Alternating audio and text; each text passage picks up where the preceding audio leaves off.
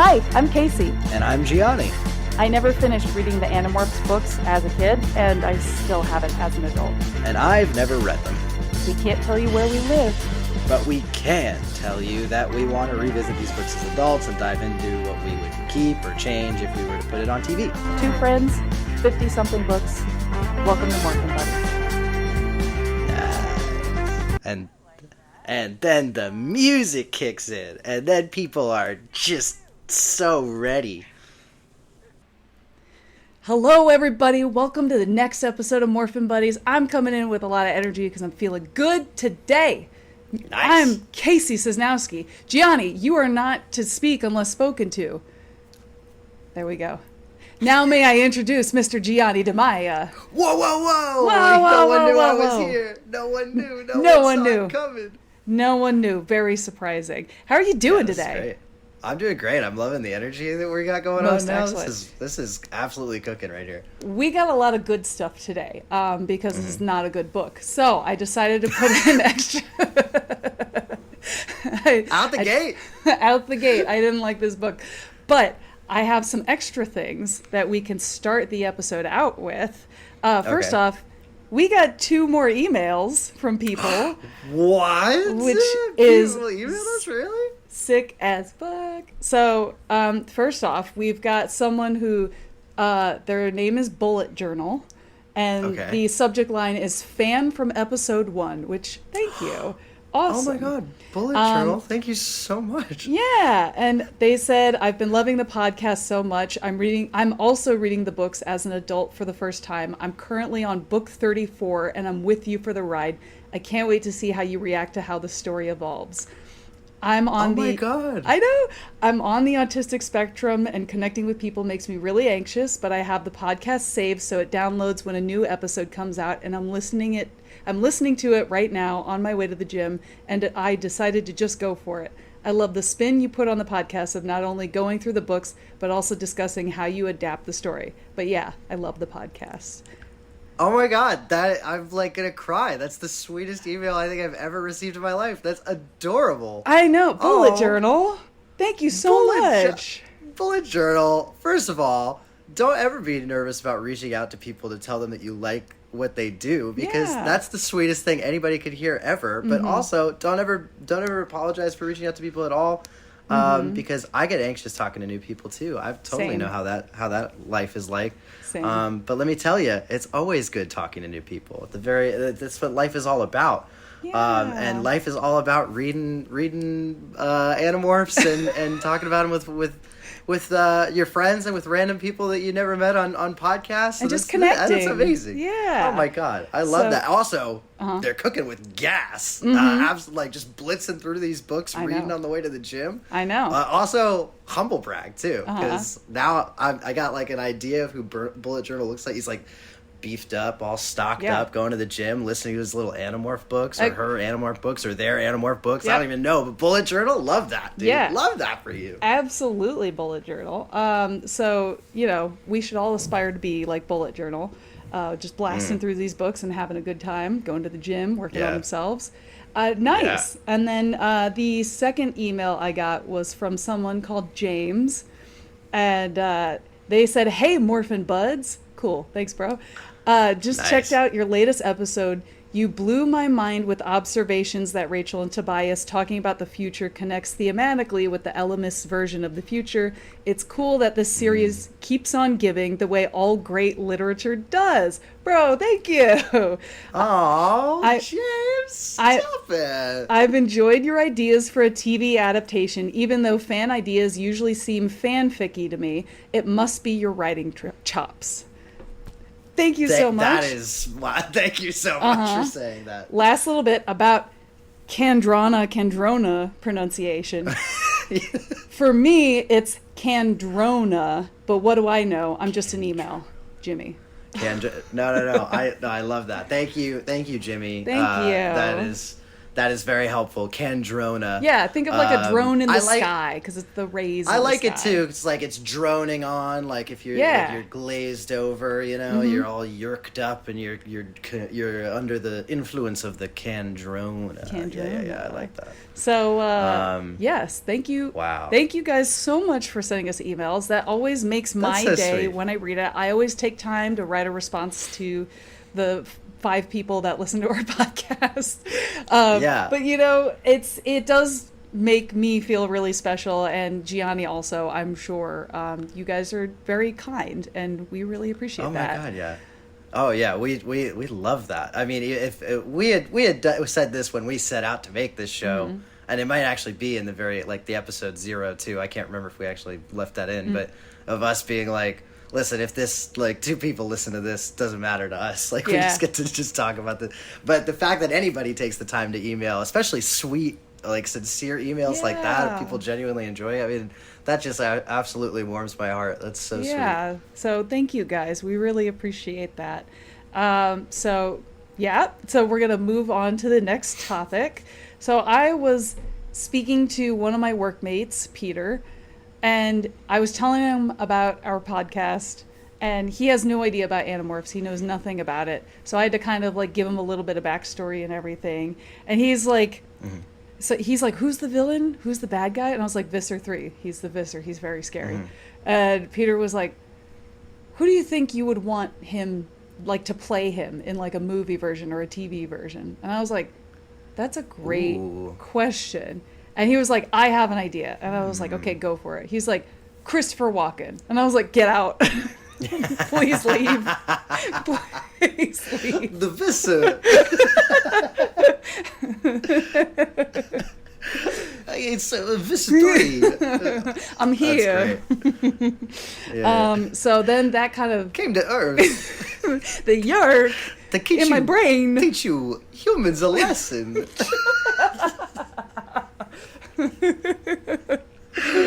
Oh my God, that's so terrible funny. impressions aside, who do you think would be the best and the worst casting choice for Visser 3? That was the question that popped up in my head. So I don't know, Gianni, if that's something you had any inkling of an idea in your head. My go-to, I tend to have a default 4 people that always pop into my head for any given character, and it's kind of it's unfortunate sometimes because sometimes it really limits your ability to be able to see someone else adapt a thing. You're like, that's not who I saw. So it's for me, when I read Visser 3, and especially this is a little spoiler, but there's really nothing to spoil in this book, but this is a little spoiler for this book, but you actually see Visser 3 in human form for the first time in this book.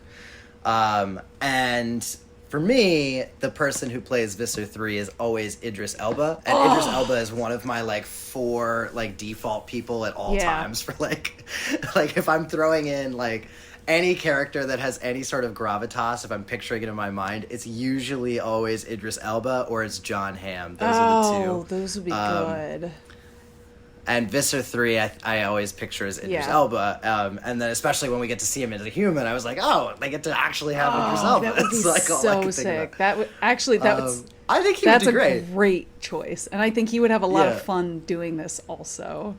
I think so too, because I think especially in the last, I don't know, decade or so, Idris Elba kind of came hot. He was the it guy, and then I think he was I think he made an active decision to be all right, I want to have a little more fun now. Yeah. So now he does Beast, that movie where he fights the lion, and then shit, that's right. Yeah, I forgot. Yeah, and then he's in Hijack. Also, I think he got nominated for an Emmy today, so congratulations. Oh, that congrats also dates to the him. recording date. But yeah, he got nominated for an Emmy today for Hijack, but Hijack, kind of a hokey concept in the sense, but yeah, I love Idris Elba, and I think he'd have a great time doing this. Worst that I could think of, Lin-Manuel Miranda would be awesome. It'd be so great. He would insist on writing a musical number. Yeah, oh my God, I would love to hear what he cooks up for that. You Animorphs, you better get on over here. I wish Visser I could 3's freestyle rap. Yeah, oh yeah, I wish I could have no talent freestyle for rap. No, I don't I either. have a mediocre Lin-Manuel Miranda impression, but I cannot that's throw a pretty good, song though. onto it. I think that's Yo, pretty my good. name is Vissa3. I hope you keep me in your memory. Yeah, oh, that was good. That was There we go. bars. There's a bar. Yeah. There's Yeah, one yeah. bar. That's all I Yeah, have. I have no more bars. How about you? What would you do for the I cast? don't know. I don't know if I can think of like a best kind of character or actor to put in for Visser 3. I think Nicolas Cage might be really fun because he's always Nicolas Cage would be doing great. crazy stuff and he's still scary. He might be a he's little bit awesome. too old for the role, but Yeah. I love him in anything and I would love to see what he would do with Visser 3. Oh yeah, he'd do something crazy. You just know Yeah, it. he would. He leans into whatever he does 100%, and I absolutely love everything he does. Yeah. Worst casting choice, The Rock. Dwayne The Rock Johnson. You know what's funny about that though? Being the worst casting Mm-hmm. choice, it's not. I don't think it's that far out of the realm of possibility. I Probably think that not, honestly. someone somewhere in a producerial room would genuinely be like, "What if?" Hear me And out. yeah, like someone. Imagine if they do make an Animorphs show again, and they listen to this podcast, and the only idea they take from it is to have Dwayne to the Rock cast The Johnson Rock. as Mr. 3. That would be, yeah. No, I wouldn't be a fan of it. You know what though? I can't say it would be the worst choice because I also wouldn't write it off immediately. Yeah. Like I would be like, oh, that's kind of weird. I mean, the Let's only see. thing you would really have to change about Visser 3 is give him eyebrows. Yeah. Because he's got the eyebrow going. But yeah, I was like, wow, what a horrible, but also not completely out of the realm potential decision to make. Yeah. That would be fun. Yeah. Oh that gosh, would I like that absolutely question though. That's a cool. That's a Yeah, cool right? little setup. I wish I knew like more child actors so we could do it for the other Yeah. characters, but I don't really know. I Like I don't- mean I'll see a kid like pop up in a movie every so often, and I'll be like, oh, they're probably very talented. Yeah. Like and then they go on to have like great careers. Like I remember when I saw Jacob Tremblay, I was like, that kid is gonna be a huge star. And then Mm-hmm. Jacob Tremblay is like. Insert kid everywhere. Yep. It's Yep. always Jacob Tremblay. I mean, we Or could do it's Tobey Noah Jupe or Maguire for whatever. the whole cast. Yeah, I mean, He's hey, I would be ageless. fine with that. Tobey Maguire can do no wrong.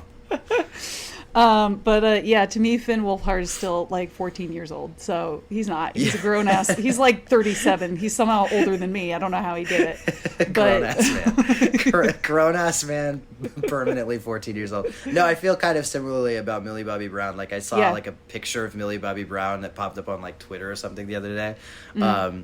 and I guess it was like her, like regular in life now. Yeah. and I was like, that's a grown. That's a woman. grown I was woman. like, who is that? And it was Millie Bobby Brown, and I was like, no, that's not Millie Bobby Brown. Millie Bobby Brown's 11 and bald. What are you talking about? This is a regular person. Yeah, exactly. So It's crazy. But yeah, that's what it is. So yeah, those would be my casting choices.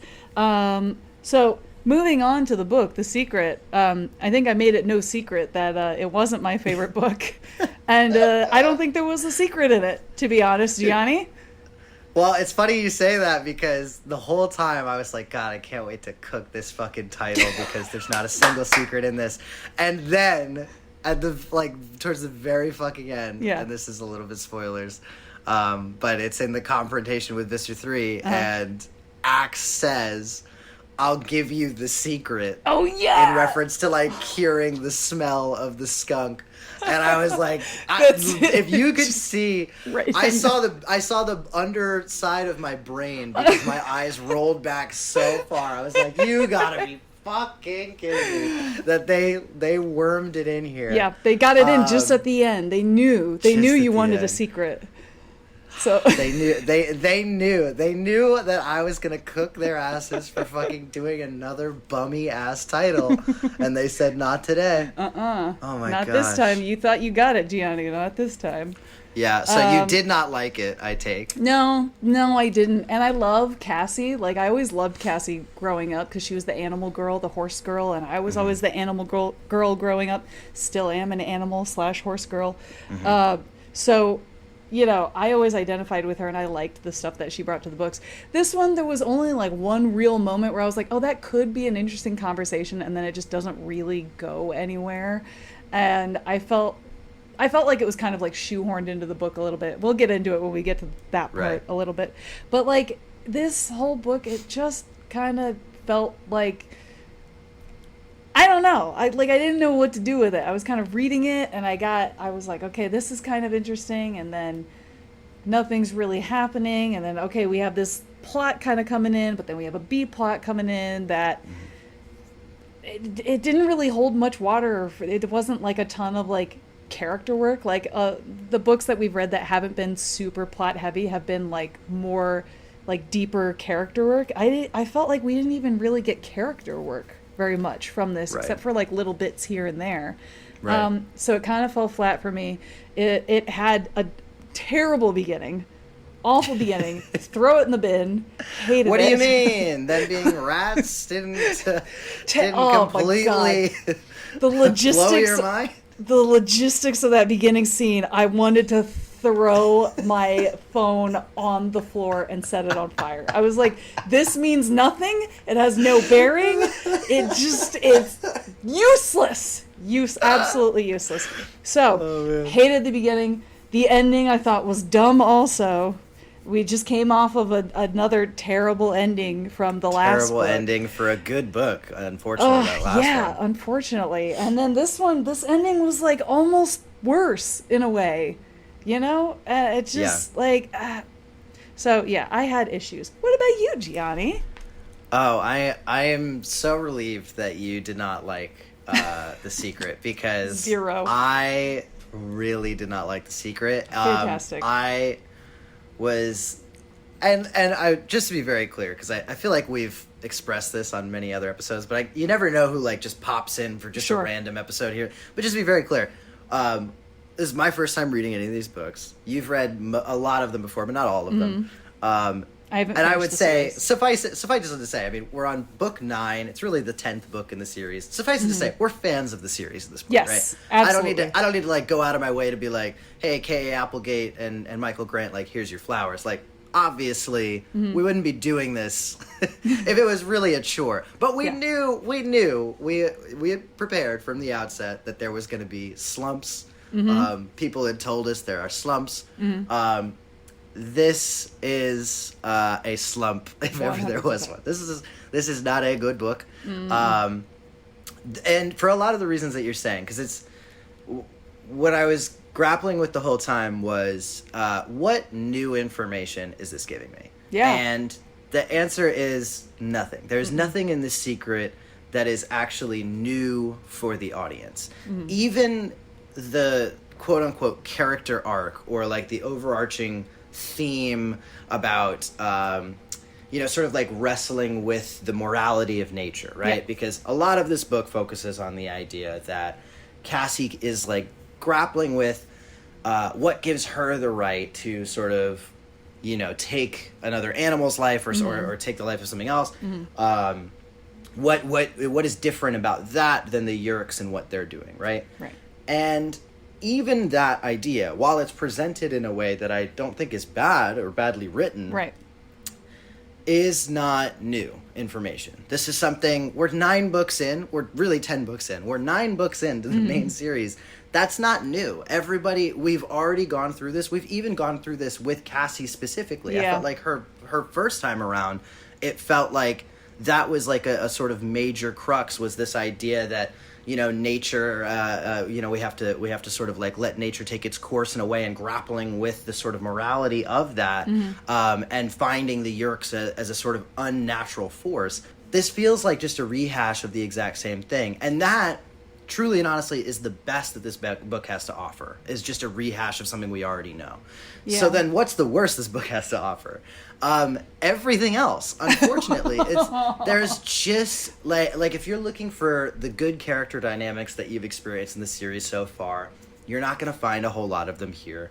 If you're looking for, I don't know, I don't know at this point like what would be an interest. If you're looking for like a really exciting climatic set piece, you're not going to find it here. Mm-hmm. If you're looking for an intriguing mystery, what are the Yeerks up to? You're not going to find it here. There's just nothing here apart from turning into a skunk that feels new. And unfortunately, if you're not going to give us anything new in regards to how the plot is going to move forward, at least give us something new with the characters, and we couldn't even do that.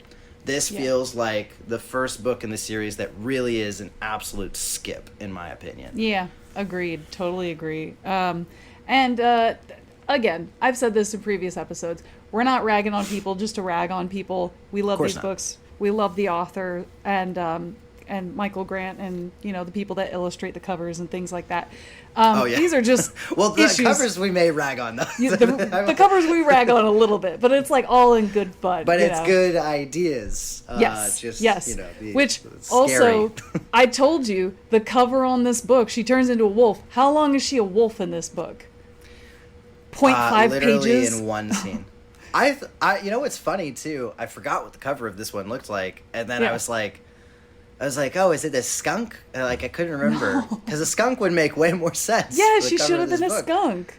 So I don't know if maybe they couldn't get like a skunk model or something. It's the one where she's turning into the wolf where her face looks like the Cats movie in the second one. I have no idea. So it's just, I love this series. I really appreciate it. And it's just frustrating when you see books like this where it's just kind of a slump. And, you know, not all the books are going to be winners. And that's, like Gianni said, we know that there are going to be slumps. So this is a slump. So we're going to slump on the slump. So, Gianni, I think we'd all rather it be like an obvious ghostwriting situation where we could just make fun of like all the blatant glaring like typos or something. Mm-hmm. This is not that. Unfortunately, this does feel like just a filler. We needed a book out. We got to just put something out. And I unfortunately just think it missed the mark in most metrics. Yeah. All right. So we'll open up on this school scene at the very beginning. We got Cassie and Rachel. What are they doing, Gianni? What are those girls doing? They're first. Obviously, Cassie's given us the whole like, in case you missed last week's episode or whatever. I can't tell you my name. Monologue. But they're essentially working on some sort of project for school, and it's basically observing a rat try to find its way through a maze. Mm-hmm. The rat is doing awful. Poorly. Courtney the rat. And they're getting absolutely frustrated. And so they end up just like acquiring the sort of rat morph, and for whatever reason this leads into both of them morphing the rat at the same time, which I'm like, okay, like if you're trying to figure out why this rat won't go to the center of the maze, and this is to raise up your grade because apparently you're not doing so good in this class, so one of you should morph the rat and one of you should stand guard in case anybody comes into the room. Like perfectly sensible. But no, they decide to both do it, and they decide to both do the maze, and then realize something like the ceiling fan is like blowing away the scent, so that must be the prop. Why does this matter? It doesn't. This is just something to happen. These two like boys come in, they start like causing a ruckus or whatever. And they try to kill the rats, which I'm like, whoa, hang on. For no reason. Also, this is so unsupervised. Like, what's going on? These kids, I don't know. They keep telling me that these kids are like 12 years old, and then they're really like 17 in like the way that they are. I don't really get it. But so then they decide to like basically start jumping on these two guys, and those two panic, and then they run away and escape, and then they demorph. And then they're like, we can't tell Jake. They lose the original rat, Courtney. Courtney's gone, disappeared. And Cassie's like, well, I guess we lost my rat. We never saw her again. And I'm like, so what happened to your school project for your grade? Didn't matter. Yeah. Didn't matter. No. Nobody cares. Who cares? Nobody Who cares? cares. Because this was just something that we wrote just to have something to write. And unfortunately, that's most of this book, really. Yeah. You know what's so funny about now recanting the plot What? is that I am realizing that, like, I'm like, I don't remember what happens at all. Like, I remember, like, certain things. Like, Yeah, I remember, yeah. but It's I really forgettable. think this was like one of the first books in the series where I read it yesterday, for the record. Yeah. I read it yesterday, and I can remember a couple of things. I really, weirdly, I remember, like, the middle of the book better. Yeah. And I'm thinking about it now, and I'm like, I don't, like, none of this mattered didn't at all. stick. I was like, I felt my eyes just like glazing over, and like it's just insane. Yeah. It's also a little like I feel a little bad because I'm like, this episode started so positive, and then but I really have nothing nice to say about. I mean, it's not poorly written. It really is not poorly written. No, so no, I no. don't mean to like harp on it that bad. But anyway, they all meet up Yeah. because Tobias and Axe have something they want to share with everybody, which is basically that there's some sort of like logging Operation. logging thing happening. Yeah, there's a company. And yeah, there's some sort of logging company, which we find out later is like named basically like a year curse word or something. Yeah. Which he's like, oh, it's that's an just- inside joke. Tee hee hee. Just kind of a throwaway line, but like whatever. Also, But- I don't know if you noticed, in this moment when they're all meeting up, Cassie calls Jake an amazingly cool guy. Oh, I noticed. I literally noticed. You know what my first thought to myself was too? What? I was like, I don't understand why I want them to kiss so bad. I'm like, I have no idea. You're I invested. think I really just am like a yearner. Like I yearn for romance, and I read these books, and I'm like, why do I want this so bad? But I do. I really You want want it. the romance. But then I read something like Fourth Wing, and I'm like, I don't want it that bad. Like it's not that. Like I was reading, like what's that? No, maybe it was the sequel to Fourth. I can't remember. But there's like light spoilers. But like there's like some moment in Fourth Wing where it's like, yeah, like she reached into his waistband and like grabbed the length of him or something, and I was like, that's okay. I could cut the black. you could have just cut to there. black. You could have. That's okay. I don't need all that. Every now and then I'll be like in the right headspace for it. Usually when I'm reading like an Emily Henry book or something, I'm like, okay, I know what I'm getting. Yeah. Like then you can like, you know, shove something in somewhere Yeah. or whatever, and I'll read that and enjoy it. But most of the time I'm just a yearner. Like I just want to see like them really want each other and then kiss or something. Yeah. And then I was like reading this and I was like, what is it about me? Like these two, like I don't even like Jake. I've made that very clear and very public for many books. And I'm really just like, just kiss. Just Like kiss. the whole time Just I'm do reading it. any scene they have together, I'm like, just kiss. You're Just do you're it. a little smut slut. So I am a little bit of a smut slut, I think. I don't know. Not that I think Animorphs is the place for it. no, But I really gotta probably not. I think I gotta Unless like they're go morphed, to therapy about it. But anyway. But they're chatting, and so yeah, there's some sort of logging operation. Yep. They're like, we need to figure out what they're up to because they think it's the Yeerks and whatever. Also, nobody cares about the animals in the forest except for Cassie. yeah, which- no one gives a shit. Yeah, and Cassie's like, this is an issue for, the wildlife in the forest. And everyone's like, who cares about the wildlife? I was like, sorry, I do. Yeah. I do. So strange. Nobody, yeah, so it was strange. very bizarre.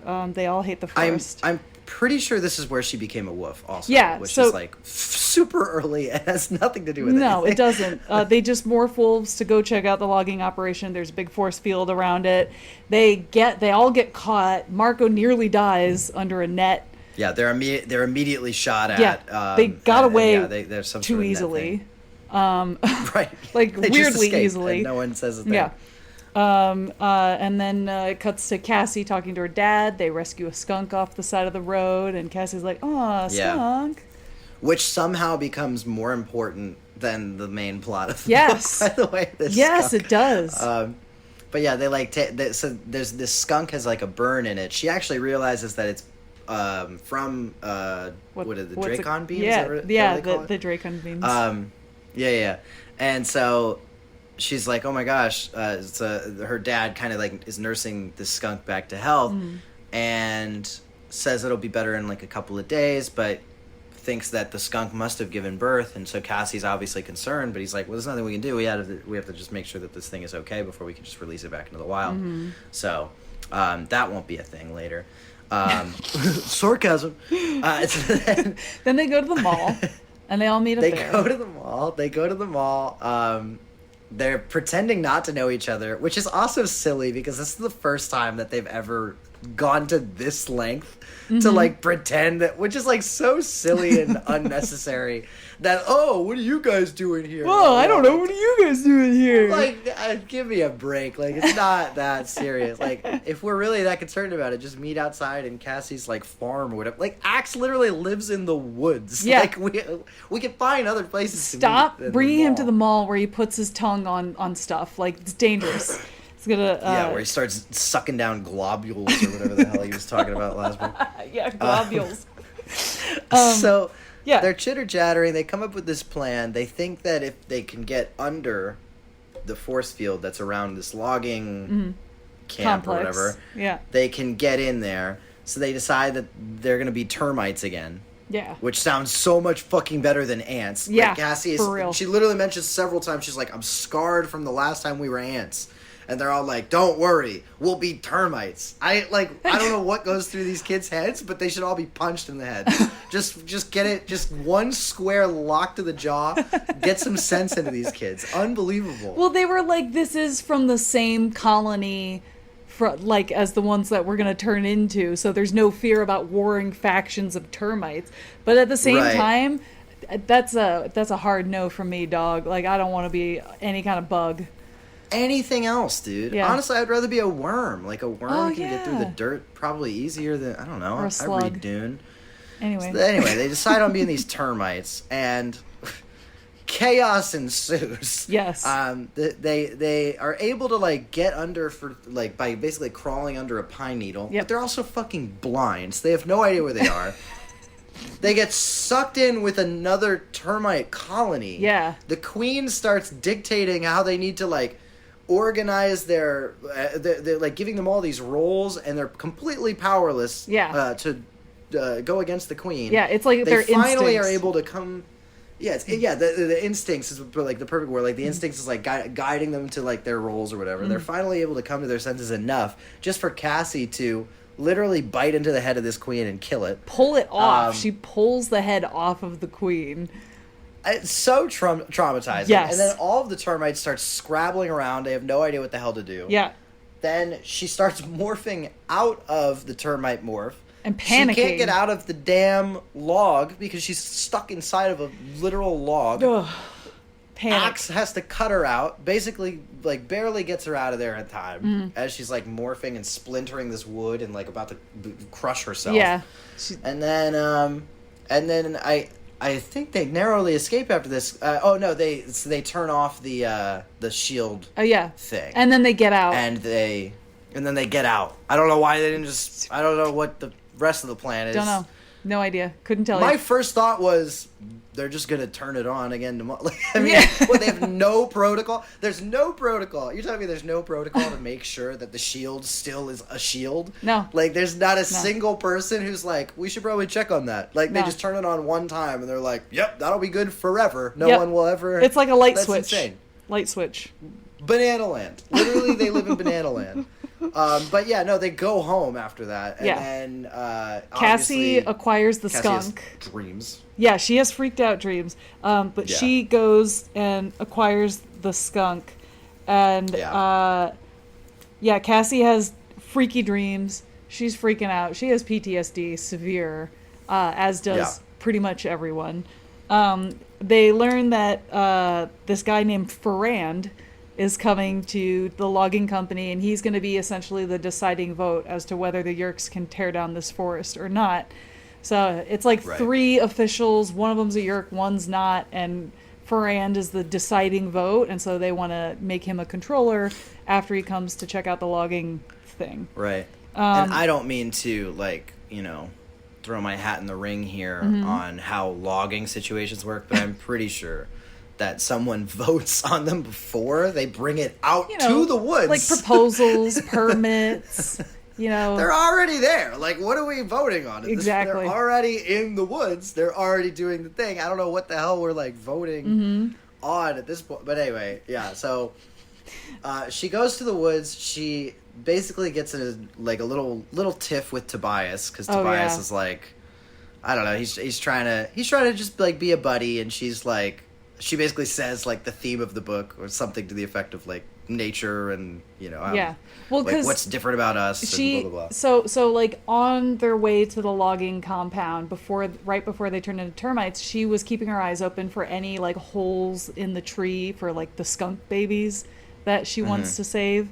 And so she notices a hole in a tree, and I think she counts like 5 babies. And she's like, okay, this tree, I got to remember this. This is where it is. So she talks to Tobias about it. And Tobias is like, oh, yeah, I saw a tree with 4 skunk babies. And she's like, 4? And he's like, yeah, 4. And she's like, I would like to save those babies, Tobias. Can you lead me there? Yeah. And he's like, yeah, I can. Yeah. I know exactly where it is. So they kind of have that's the little discussion they have, where she doesn't want to call out Tobias, but she also is upset that he ate one of the babies. And it's just, he's going to help her save the rest of the babies now. So he's not going to eat any more of them. So Cassie So he flies her on out there, and she turns to her little skunk body, and she even says to herself, she's like, I know he's going to tell Jake, but whatever. I don't care. And so then she's taking care of the little skunk babies. They're all snuggled up together. She ends up falling asleep because she's so cuddly cozy. She gets woken up abruptly by Mr. Jake being like, you need to demorph right now, otherwise you're going to turn into a skunk forever. Yeah, you're right at the end of the 2-hour limit. She demorphs. He goes off. He goes in off front on of her. everyone. In front of everyone. Yeah. He screams in her face. He yells at her in front of Tobias and Marco, and then he looks at the both, and he's like, you guys need to leave right now. As soon as they leave, Jake was like, Cassie, I was really scared I was going to lose you. Cassie, I really care about you, Cassie, and I didn't want to lose you, and I got really scared. I got scared. And, listen. Yeah, go ahead, Gianni. What are your thoughts? What are your opinions? What do you think they are? What do you think I think you think this is a great decision, a great showcase of leader skills.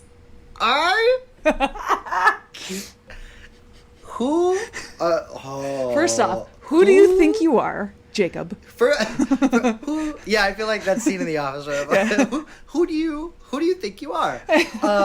Who do you think you are, though? For real, who do you think? Where do you get off, sir? No one is saying that this was not a smart decision from Cassie to do. Of course not. No.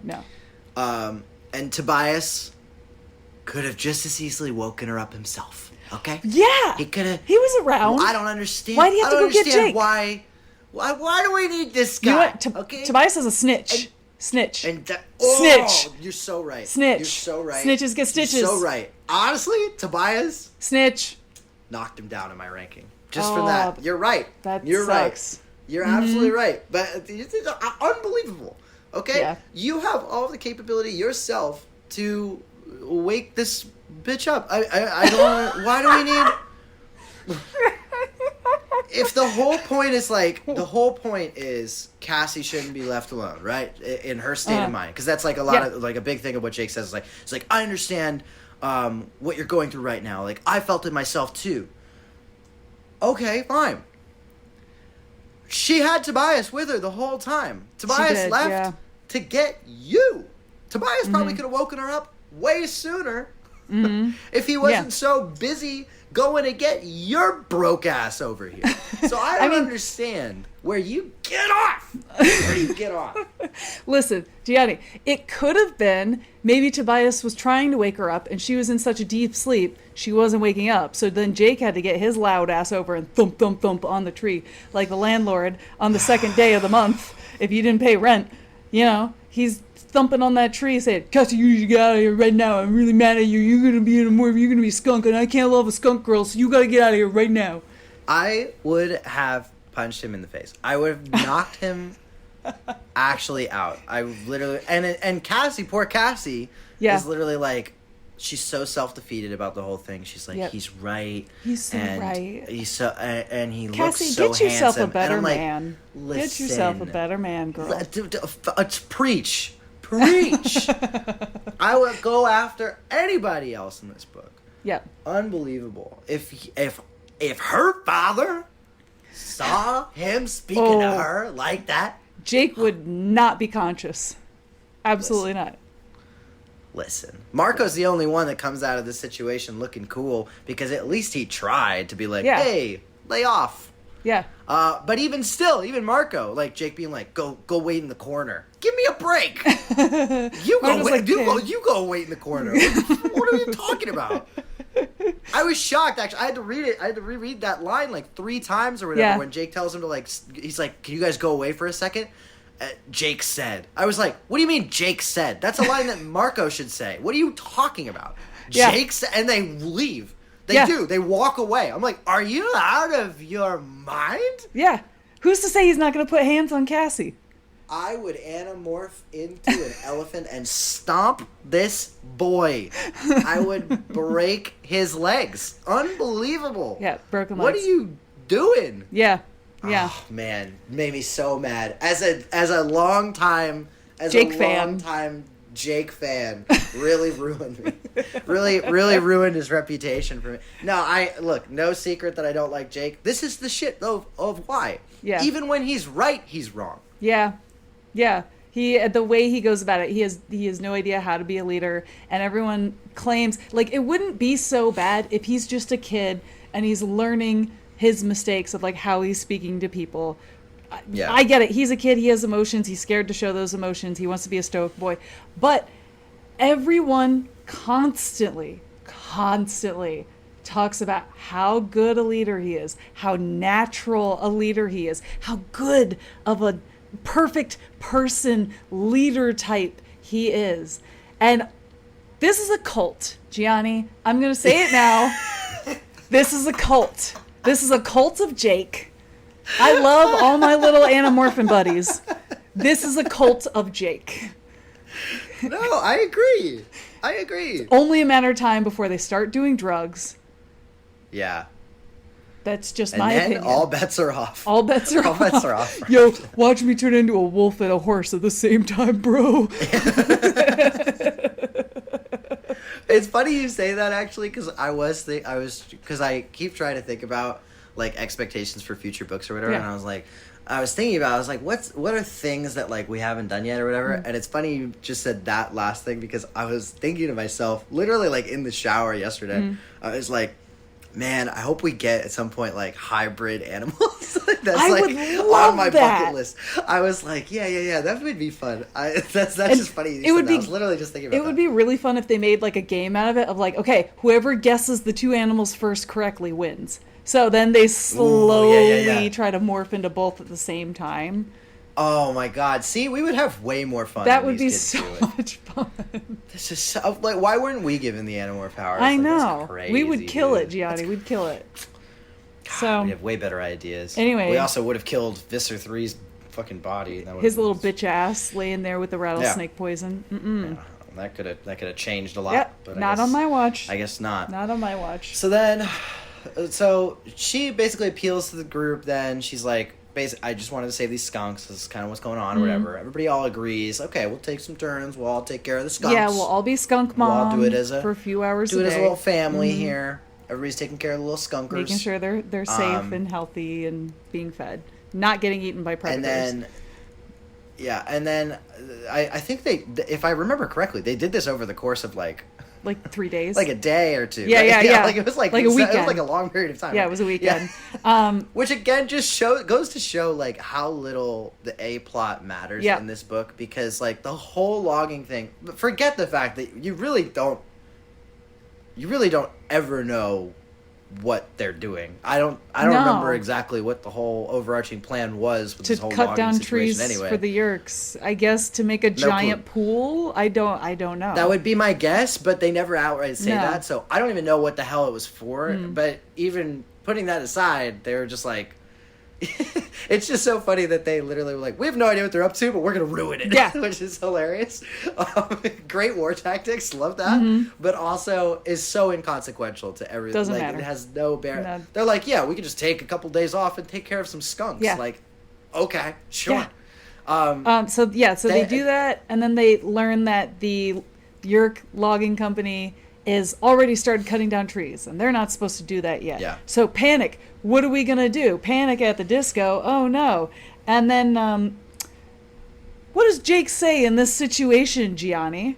When they're all panicking about what to do, you know what Jake says? He says to everyone, "Hello, a plan, please." Sorry, Jake, Mr. Leader. I thought you were the planner and the leader of the group, and you're sitting here yelling at everyone, being sarcastic and bitchy about, hello, does anybody have a plan? He is so lucky that he is fiction, because if he was real, I would have strangled him myself several books ago.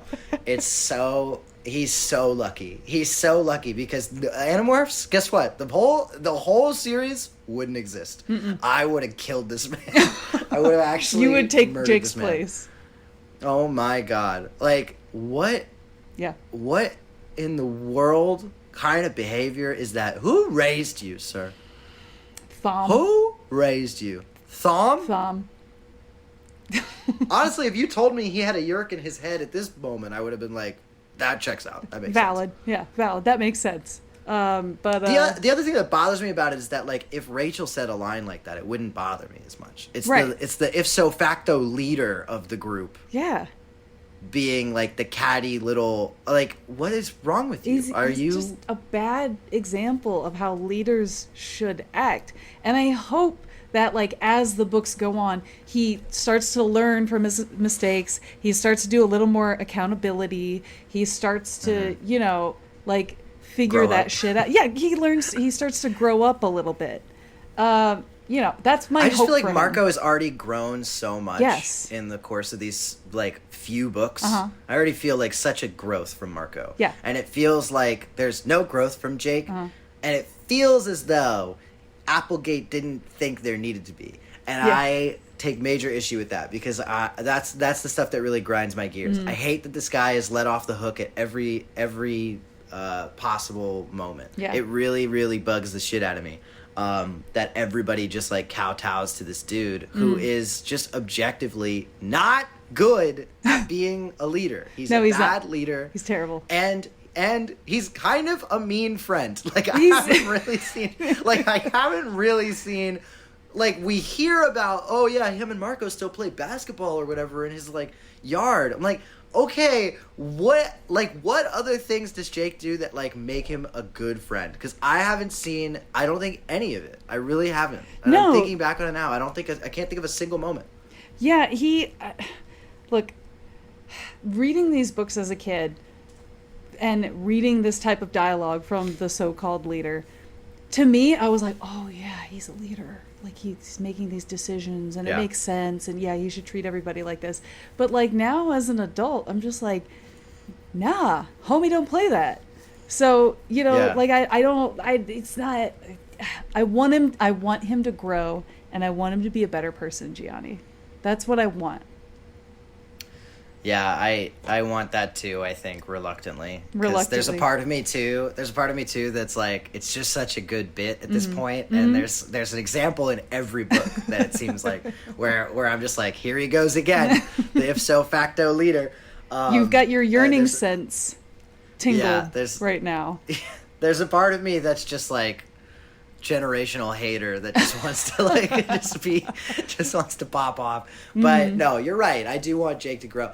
I'm sorry that this podcast has just become a Jake hate zone. But This episode, I'm sorry. yeah. Like, but we're not wrong. I don't if you think can tell we're us where wrong. we're wrong, then different story.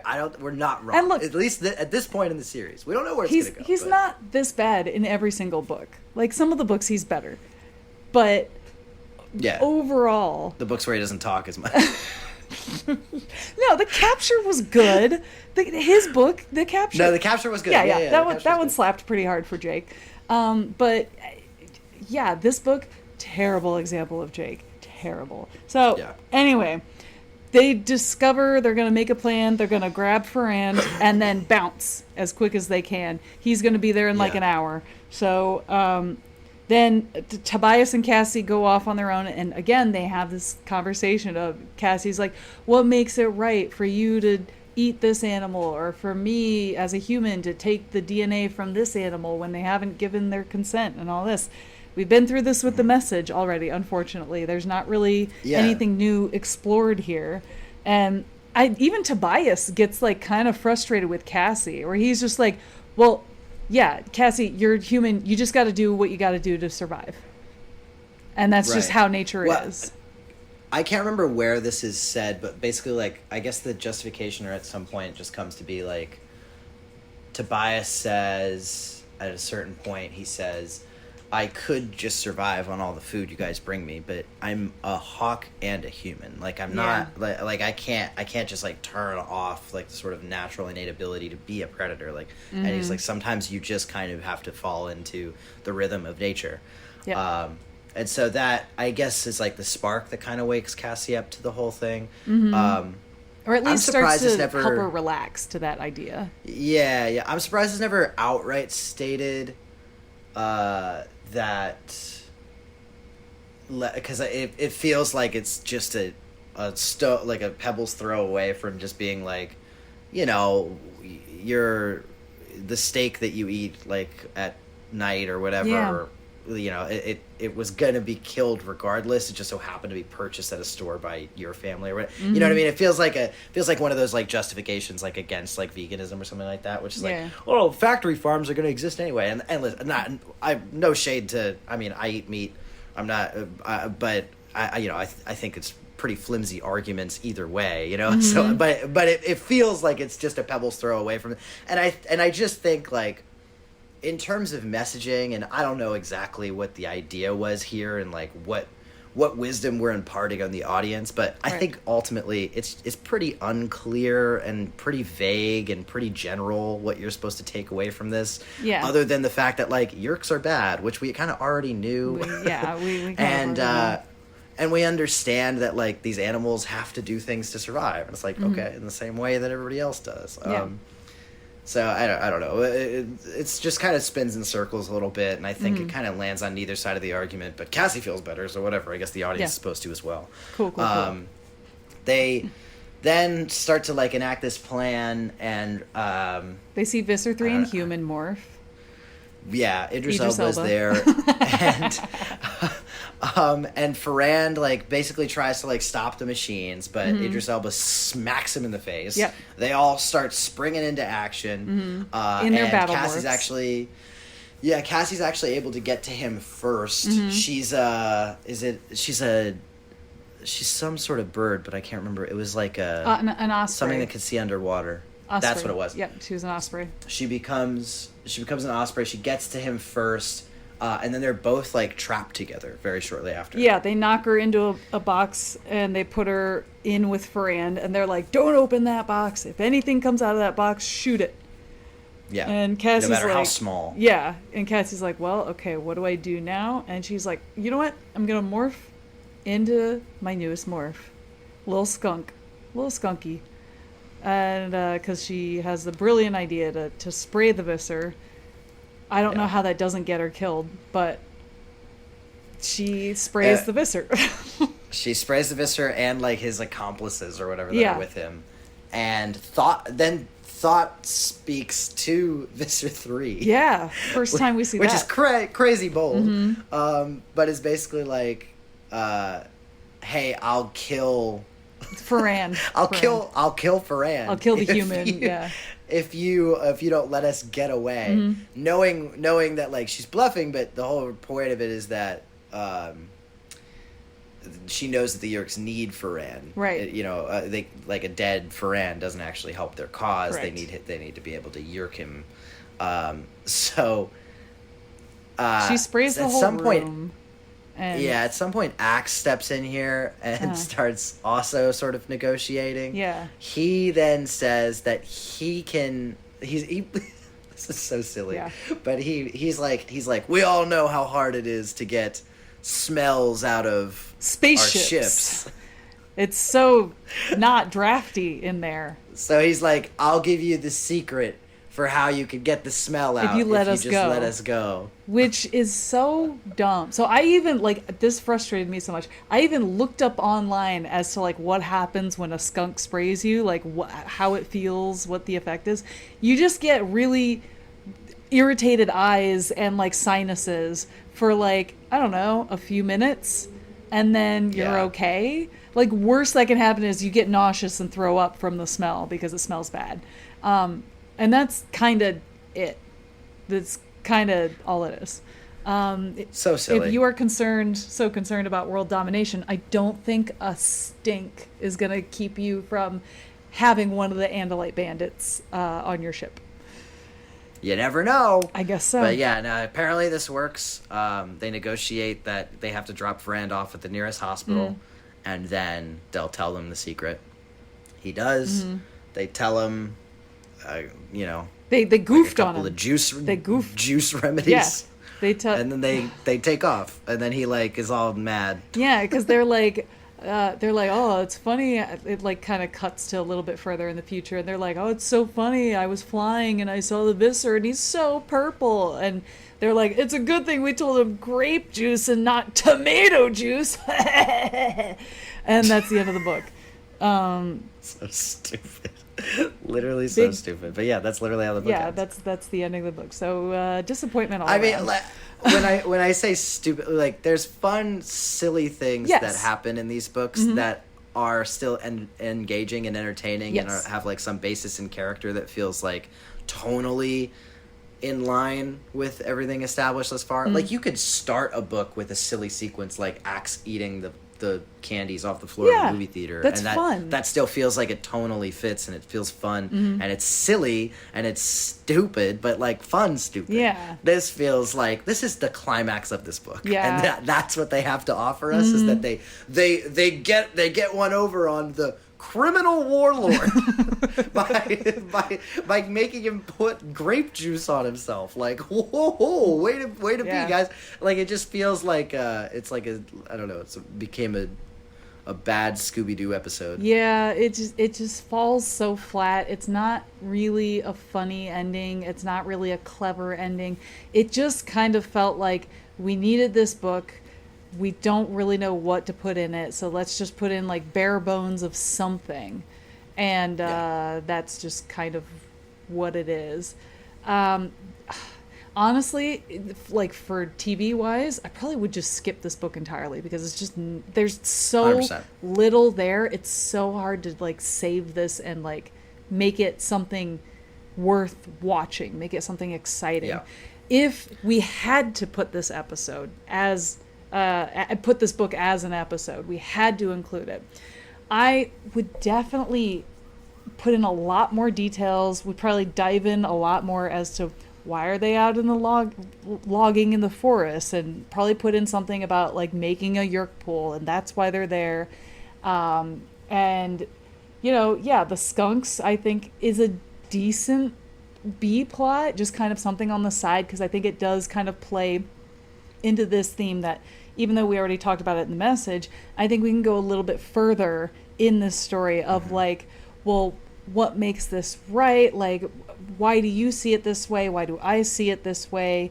How does this make me feel as a human being? Does it change what I want to do in the future? How I want to handle things?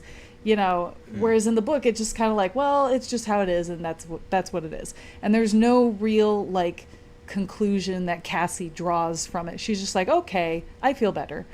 I would want to dive deeper into it. I think for the end with Visser 3, I do think it is kind of fun to have like suddenly a skunk just like show up, and it's just like, what is this? Like, where did this come from? And then spray them, and then maybe they can all like rescue Ferrand and get out of there while everyone's eyes are like seeping with tears or something. Just like something more interesting. And it's not that hard to come up with something better than like what actually happened in this book. Yeah, I mean, the easy answer to the question of like how do you adapt this into a TV show is this gets scrapped. This Yeah. is one of those that not all of them are going to be consequential episodes, and I think if the episode isn't offering anything new to the audience, it doesn't need to be there. If I were to keep it, it would be massive overhauls. It would be things that would make this a far darker show, I think, than even it would have been. A darker show than it would have been even if you took my advice in the last one. Yeah. And I think that probably the whole reason this exists, honestly, this book exists, is probably because of, how sort of dark it got towards the end of the previous book, which I think is the wrong lesson to take away because one, the whole series has been a combination of like reminding the audience over and over again they're dealing with these really consequential things, but they're kids. Yeah. And that's like sort of the back and forth that you have to seesaw throughout. Mm-hmm. And unfortunately, this one just feels like, but they're kids, but they're kids. Yeah, that's not offering anybody anything interesting, nor is it offering the audience anything new. So like, and it's not respecting the characters that we've already built as like, yes, they're kids, right, but they are handling very adult things. Like, right. Kids can be kids, but that's the globules scene, Even that line that you pointed out so astutely, like Jake being like, "A plan, please." Like, even that line, that doesn't respect Jake as a character. No, it doesn't. For better or for worse, like the stuff before that we were ranting and raving about Jake being like a complete flagrant asshole to Cassie, like that still is Jake as a character, though. So I can at least be like, well, at least they're consistent, Jake saying a line like the one that you pointed out, like that's not even Jake. I don't even, so then what are we offering here? What is the point here? And like, look, I could give you like massive overhaul changes to this as like a TV episode or whatever that would involve like Cassie having to kill Ferrand and then having to like come to some sort of understanding of like the nature of morality and like. And also, like, the consequences of war or something like that. I don't want to do that. I'd rather not push them there this soon. Especially off the back of what I already had happen if I was adapting the last book. Mm-hmm. You know what I mean? So right. I think that the easier answer is just to cut this one. I think that you can keep elements. I think that because I think Cassie taking care of a skunk family or whatever, I think that there's things there that could work maybe for a future episode, but as scenes, not as total episode focuses.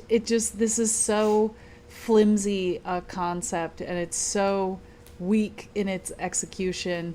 It's just very hard to come up with something good if you have to force it. So I think probably the best idea is just to scrap it, maybe take a couple things here and there and put it in a different episode. But overall, I think it just the whole thing right in the bin, Gianni. The termite sequence is interesting. Yeah. It's just uninteresting everything that happens after it because we've already been through that. Mm-hmm. So like all of the character arcs that you get out of that, we already know that stuff. So. Yeah, and even with the termite scene, we already saw that with the ants. Like, it was a different way. They were getting torn apart by the rival ant faction that was nearby. But if anything, that experience is reason for them to not become termites, not reason for them to become termites instead of ants. You know what I mean? So it's just silly. So, sorry guys, don't have that many improvements. But if anybody listening, if you do have improvements and ideas on like, where you would take this plot or any ideas that you would like us to give our opinions about that maybe we haven't thought of, let us know. Shoot us an email like these other very nice people who have sent us emails in the past. Or if you just want to ask us questions, like, feel free to do that as well through our email. I can't remember who said it in the email today, but the idea of, like, sometimes ideas of adaptations feels very fanficky. I agree, actually. I totally feel that way as well. Mm-hmm. But I think that I very much enjoy the opportunity to, even if it is, like, pushing against like the boundaries of like broaching into fan fiction territory. Yeah, if it gets crazy. I very much I like see it. I like see it. Okay, if one domino falls in a different way, what are the other ones that fall as a consequence of that? And like so far, obviously the biggest pitch I had was for the Alien, and I'm sure that people will. I don't even know if that episode's come out yet. I imagine no, it hasn't come out yet. I think I just released The Stranger last weekend. Oh, So, cool. Okay, so yeah. So I mean, I don't know. We'll see. But like, I'm curious to see how, if possible, that change could still theoretically work Yeah. in some sort of adaptation circumstance. And if it doesn't, it doesn't. Yeah. But that's the whole idea, is that we want to at least be able to be playful and have some fun. Because if the whole idea of adaptation was literally we just take like shot for shot every single thing exactly as it happens, It's boring. then that's just the books. Just read the books. Yeah, exactly. So yeah, if you do want to get in touch with us, ask us any questions, share any of your opinions, thoughts, ideas, you can email us at morphinbuddies@gmail.com. That's morphinbuddies @gmail.com. And you So love good. it every time. It's good. Can I look at the next one? Yes. Oh, yes. Let's please look at the next one. I have. It's the Android. Is that right? Yes. Okay. So this is yes. Gianni just looked at the cover of this book. You gotta be shitting me. That can't be. No way. Look at that third morph, Gianni. Look at that chin. Look at that chin. So what are we looking at, Gianni? God. Look at what's on the cover of this book. Gianni is stunned. I have literal tears. In my eyes. It's this is the worst one we've seen so far. This is pretty bad. By a country mile. Yeah. This is Yes. unreal. It's pretty bad. So it's Marco. Yes. It's Marco. And he's squats down.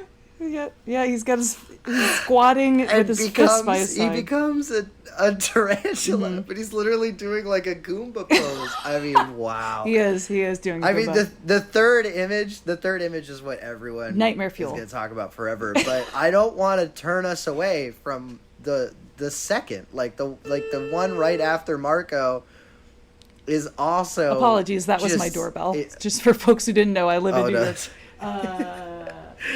You can go. Okay, open yeah, that if let me you go want. open We can that real edit quick. this You out. continue, Gianni. Continue. I'm listening. Oh, sure. So I mean, the second image of Marco's chin just growing, in size. The arms popping out in that way. I mean, this is the stuff of Absolute nightmares. Truly and He's, honestly. that chin, though, he lifts at the gym. You can tell. Yeah.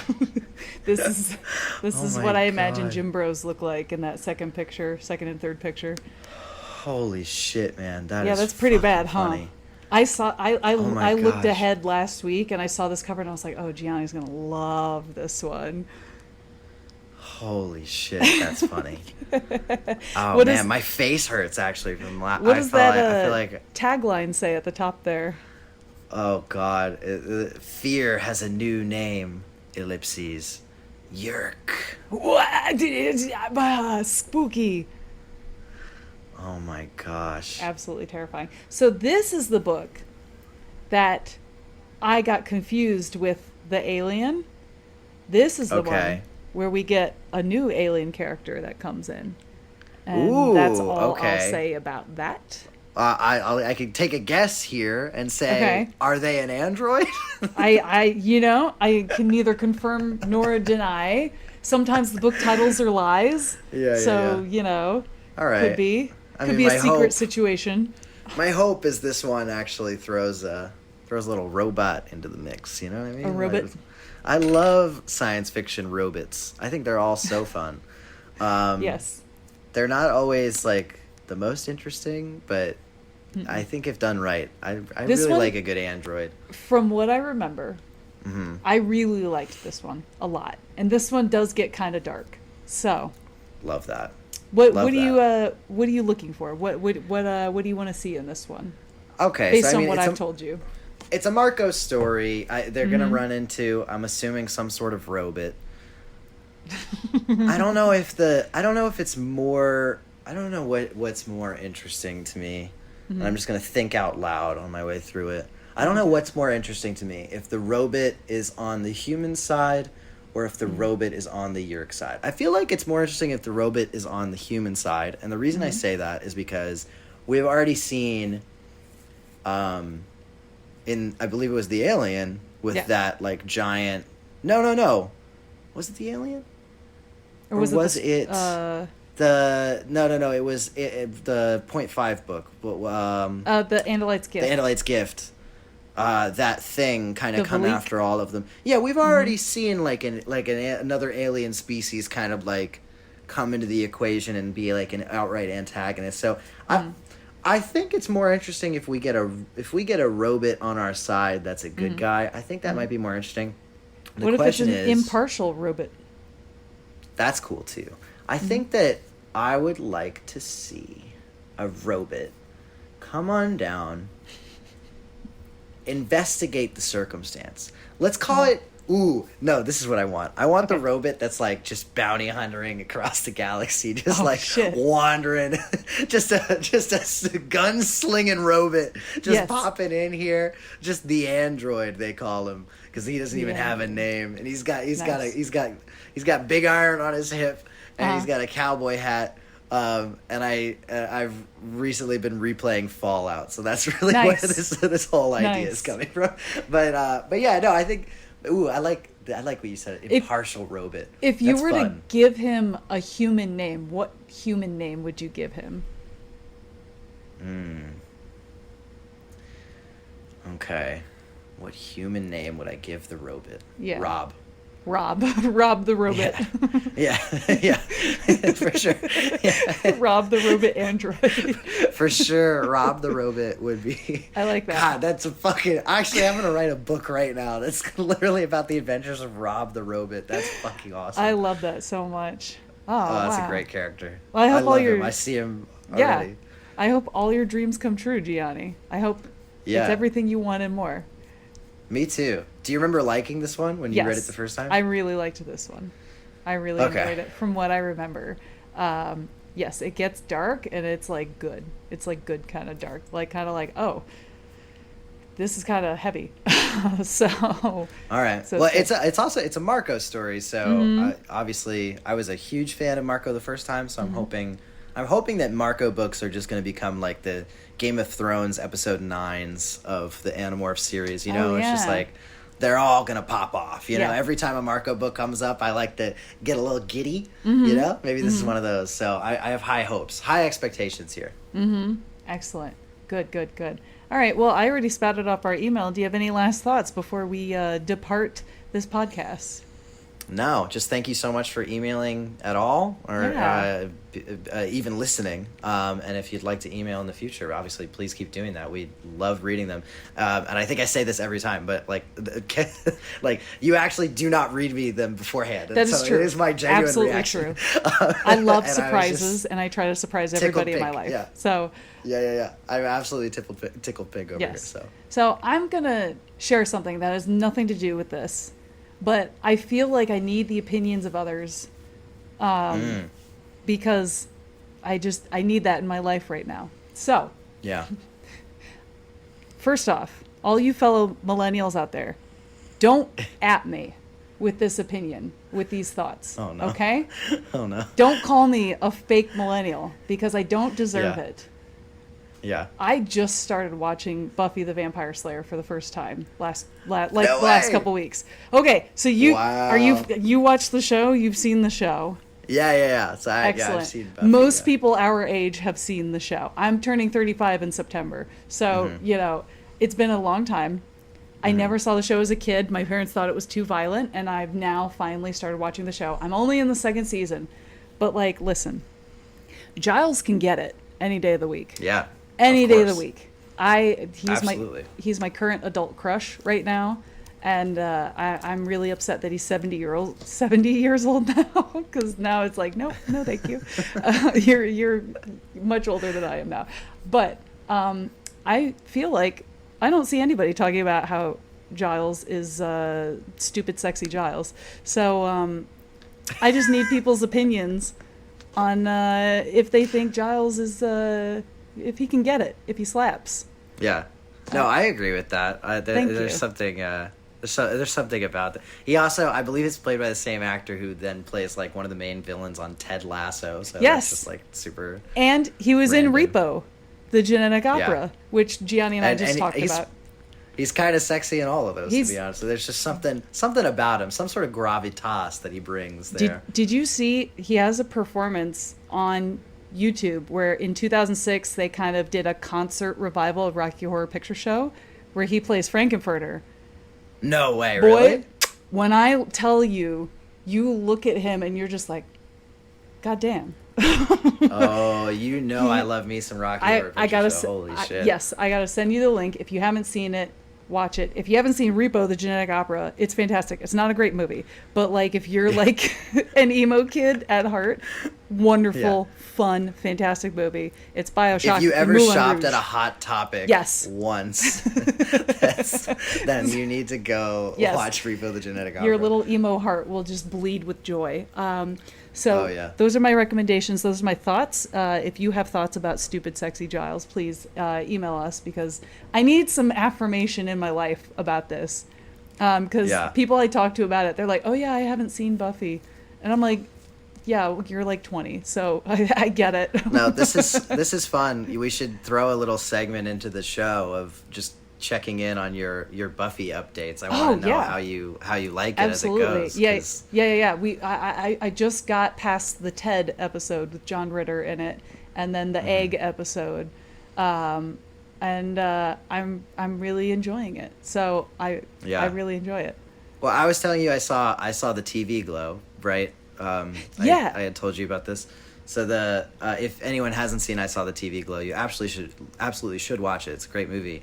But there are it is very heavily inspired by like 90s television and Buffy specifically. There's like a major consequential plot point at the end of a Buffy season that then becomes a consequential plot point in I Saw the TV Glow. So if you I gotta wait to get through Buffy first. Yeah. Get through Buffy first, and then I mean, like you won't know that it's a Buffy reference until you watch it in Buffy, and then you'll be like, oh my god, that's literally exactly what happened in Buffy the Vampire Slayer. Cool. Yeah. So those are our thoughts and opinions. Do you have any other hot takes that you want to leave people with before we go? Yeah. Let me think. Or anything you need affirmation on to help your little emo soul? You know, I don't need affirmation. Actually, no. I do have a hot take. Actually, I do have a little. Let's hear it. We're already like over an hour into this. This is a fun episode. If the someone's book was like listening nothing. this far, Yeah, we're bringing in our own entertainment for this episode because the book offered so little. We have to now hire ourselves as entertainers. If I didn't make it clear before, this is I do have my rankings for the books that I'm doing as we go, and this is the lowest one. I just wanted to make that clear, just state it out there. No, but I do have a hot take. Okay. Or I guess it's a hot take like right now. But I'm watching The Acolyte. Which is that Star Wars show on Disney Plus. Yes. And I did not watch it for some time because all I was seeing was like the major negative reactions. And my hot take is that no one hates themselves more than Star Wars fans because The Acolyte, not bad. The Acolyte, pretty good actually. Yeah, I feel like it's either perfect or they hate it. Yeah, which is has like to be silly perfect or they as hate an it. expectation. Listen, it's not Andor, it's not Knights of the Old Republic. It's not the greatest Star Wars content that you're ever going to watch or ingest into your veins. But it is certainly, I would say, a step up from, and maybe this is also part of the hot take, I don't know, but it's certainly a step up from the Ahsoka show, which I was very disappointed by, or the Obi-Wan show, which I was very disappointed by. I think that The Acolyte is a step up from those. So if you are interested at all, or if you were interested and then are like, ooh, maybe I'll check it out, I think that it has kind of a slow start. I think that some of the characters are a little bit inconsequential. I think there's enough there of a mystery to kind of hook you in. I think it's got great fight sequences that pop off later in the series. And if you like Star Wars stuff, then I think that don't let the haters win, because what I see a lot online, it seems to be like people people being like, "Ah, man, the Acolyte's not that good," and then a bunch of racist people being like, "I know because they had racism, some demographic, yeah, because they cast lesbians in it," and everyone's like, "Wait, no." No, that's not the point. That's not the point. Yeah, so don't let yourself agree with racists Gianni, on accident. Don't they know there's no lesbians in space? Yeah. There's no lesbians in space. It's a proven fact. Not only are there lesbians in space in the Acolyte, they're like a whole coven of lesbian space witches. Oh, no way. And I'm sorry, if that's not the coolest That's kind of thing sick you've as ever fuck, heard though. of, Honestly, I don't think you like science fiction if that's not the coolest thing you've ever heard of. So like, lesbian space witches, that's been around since Dune, okay? Get with it, guys. Like that sounds 1960. fucking awesome. Yeah. Yeah, get with it. Get with the program. So watch The Acolyte. I don't know if it interested you at all. Check it out. Watch The Acolyte, watch Repo the Genetic Opera, watch Buffy the Vampire Slayer, then come talk to us with your thoughts and opinions. Yeah, and email us constantly as you do. All right, so this has been our episode of Morphin Buddies, and we'll see you guys and your little ear holes and pop in there, make ourselves cozy and curl up, and next to your eardrum, clean them out first, please. Clean them out. And we we will see you in the next episode. Goodbye. Bye.